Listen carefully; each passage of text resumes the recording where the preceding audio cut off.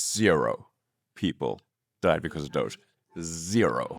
Watch the world's richest man defend his decision to take medicine and food away from the world's poorest children. If funding is cut off for antiretrovirals overnight and it just stops, then people will die. Good job, Economist, for pushing back on this obvious lie. But it's not going to work. No, only if they cannot get funding for that. But the Gates Foundation has $50 billion.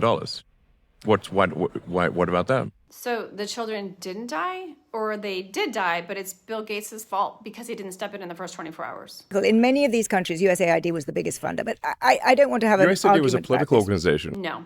USAID was an executive agency branch, so any new White House could set some of its priorities, which Trump could have done himself instead of burning it to the ground. I'm very sure that there was of regime change.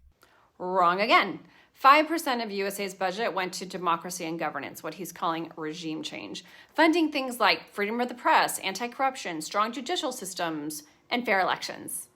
Come to think of it, we could use some of those things in America right now. So USAID funding was not stopped. It was moved to the State Department. Dude, people know how to use the internet now.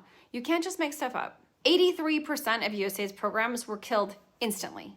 Then the White House let another $5 billion expire rather than be used on foreign assistance. When funding is stopped for fraudulent organizations, do you think they're going to say, well, please keep funding the fraud?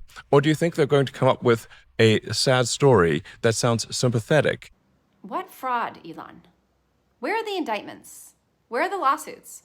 Where are the USAID staff in jail or on trial for all the embezzlement and fraud you pretend happened at USAID?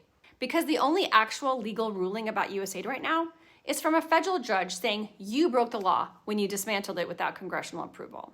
Zero died because of Doge. 0.0.